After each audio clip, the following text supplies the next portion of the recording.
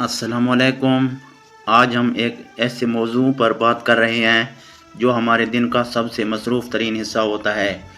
حصہ اول، دوپہر کا وقت جب سورج ڈھل رہا ہوتا ہے، کاروبار عروج پر ہوتے ہیں اور انسان دنیاوی فکروں میں الجھا ہوتا ہے۔ ایسے میں اللہ تعالیٰ کی پکار حی علی الصلاۃ، نماز کی طرف آؤ، دراصل ہمیں یاد دلاتی ہے کہ ہم اصل میں کسی کے بندے ہیں۔ ظہر کی نماز صرف 12 رکعت کا مجبورہ نہیں ہے، بلکہ یہ دنیا کے طوفانوں میں ایک لنگر انداز ہونے والی کشتی کی طرح ہے۔ حصہ دوم، ظہر کی کل 12 رکعت ہیں جنہیں سمجھنا ہر مسلمان کے لیے ضروری ہے۔ پہلی 4 رکعت سنت مؤکدہ، یہ نماز کی بنیاد ہیں۔ رسول اللہ صلی اللہ علیہ وآلہ وسلم نے ان کی بہت تاکید فرمائی ہے۔ یہ انسان کو دنیا کی الجھنوں سے نکال کر اللہ کی طرف لاتی ہیں۔ 4 رکعت فرض، یہ دن کا سب سے اہم رکن ہے۔ فرض نماز میں ہم اللہ کے سامنے جواب دہی کے لیے کھڑے ہوتے ہیں۔ ان رکعتوں میں ایک خاص ترتیب ہے۔ پہلی 2 رکعتوں میں سورۃ فاتحہ کے ساتھ سورت ملائی جاتی ہے، جبکہ آخری 2 رکعتوں میں صرف سورۃ فاتحہ پڑھی جاتی ہے، جو ہمیں سکھاتی ہے کہ ہر کام میں اللہ کی احکامات کا اتباع کتنا ضروری ہے۔ 2 رکعت سنت مؤکدہ، فرض کے بعد یہ سنتیں اللہ کے حضور ہماری کوتاہیوں کی تلافی کرتی ہیں۔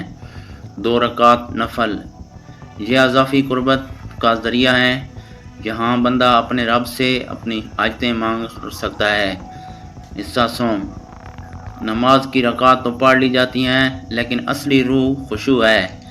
ظہر کے وقت جب آپ وضو کرتے ہیں تو تصور کریں کہ آپ اپنے چہرے سے غفلت کو دور کر رہے ہوتے ہیں۔ جب آپ تکبیر تحریمہ کہتے ہیں تو تصور کریں کہ آپ نے دنیا کو اپنی پشت کے پیچھے پھینک دیا ہے۔ جب آپ فرض کی آخری 2 رکعتوں میں خاموش کھڑے ہوتے ہیں تو یہ خاموشی آپ کی روح کی اللہ سے گفتگو ہوتی ہے۔ جو شخص ظہر کی ان 12 رکعات کا اہتمام کرتا ہے، اس کا باقی دن اللہ کی حفاظت میں گزرتا ہے۔ نماز کا بعد کا تھوڑا سا وقت آپ مصلی پر بیٹھ کر اللہ کا ذکر کرتے ہیں۔ یہ آپ کے دل کے زنگ کو دور کرتا ہے۔ یاد رکھیں، نماز رکعت کا نام نہیں، یہ اللہ سے ملاقات کا نام ہے۔ کوشش کریں کہ آج سے آپ کی ظہر کی نماز صرف ایک رسم نہیں رہے، بلکہ ایک روحانی سفر بن جائے۔ اس کے بعد میں آپ کو 5-6 حدیث شریف سناتا ہوں، جن کو سن کر آپ کا ایمان تازہ ہو جائے گا۔ حدیث نمبر 1، صحیح بخاری و مسلم میں ابن عمر رضی اللہ تعالیٰ عنہما سے مروی، رسول اللہ صلی اللہ علیہ وآلہ وسلم ارشاد فرماتے ہیں، اسلام کی بنیاد 5 چیزوں پر ہے۔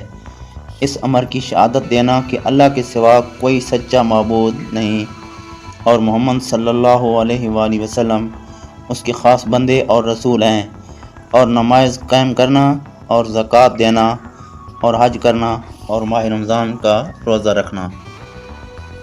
حدیث نمبر 2، امام احمد و ترمذی ابن ماجہ روایت کرتے ہیں کہ حضرت معاذ رضی اللہ تعالیٰ عنہ کہتے ہیں، میں نے رسول اللہ صلی اللہ علیہ وآلہ وسلم سے سوال کیا، وہ عمل ارشاد ہو کہ مجھے جنت میں لے جائے اور جہنم سے بچائے۔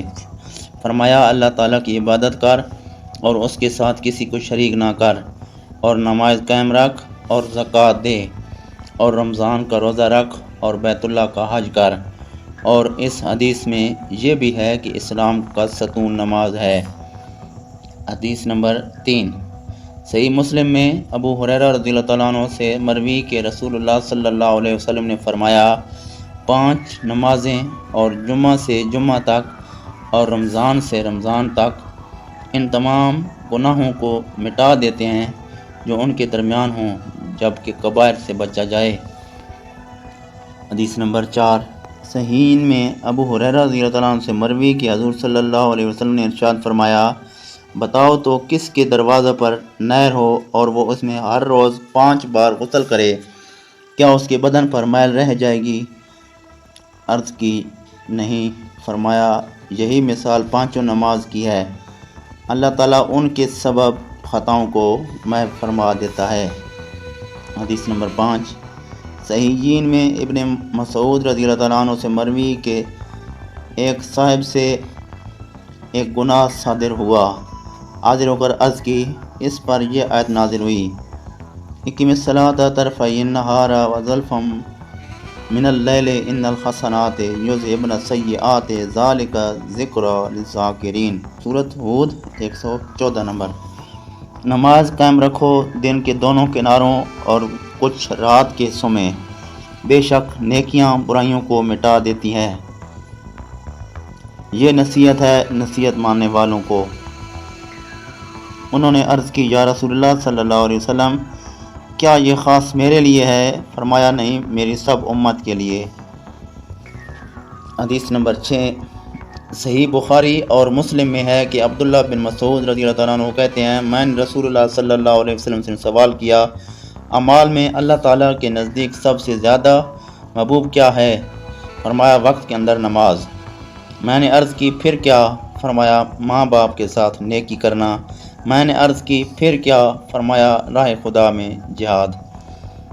حدیث نمبر 7 بہیقی نے حضرت عمر رضی اللہ عنہ سے روایت کی کہ ایک صاحب نے عرض کی، یا رسول اللہ صلی اللہ علیہ وسلم، اسلام میں سب سے زیادہ اللہ کے نزدیک محبوب چیز کیا ہے؟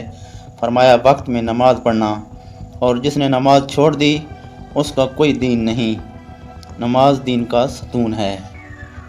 حدیث نمبر 8 ابو داؤد نے بطریق عمرہ بن شعیب عن ابیہ عن جدہ روایت کی کہ حضور صلی اللہ علیہ وسلم نے فرمایا، جب تمہارے بچے 7 برس کے ہوں تو انہیں نماز کا حکم دو، اور جب 10 برس کے ہو جائیں تو مار کے پڑھاؤ۔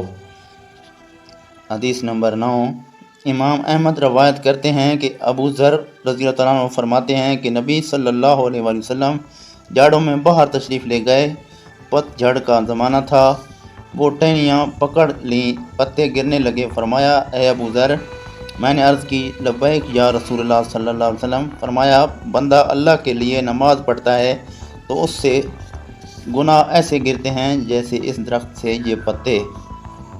حدیث نمبر 10 صحیح مسلم شریف میں ابو ہریرہ رضی اللہ تعالیٰ عنہ سے مروی کہ حضور صلی اللہ علیہ وسلم نے فرمایا، جو شخص اپنے گھر میں طہارت، وضو، غسل کر کے فرض ادا کرنے کے لیے مسجد کو جاتا ہے تو ایک قدم پر ایک گناہ محو ہو جاتا ہے، دوسرے پر ایک درجہ بلند ہوتا ہے۔ انشاءاللہ یہ تھی ویڈیو اور یہ تھی حدیث شریف۔ انشاءاللہ آپ کو سن کر مزہ آئے گا، اور اگلی ویڈیو تک اجازت دیجیے، اگلی ویڈیو میں پھر ملاقات ہوگی۔ چینل کو سبسکرائب کر لیں۔ شکریہ۔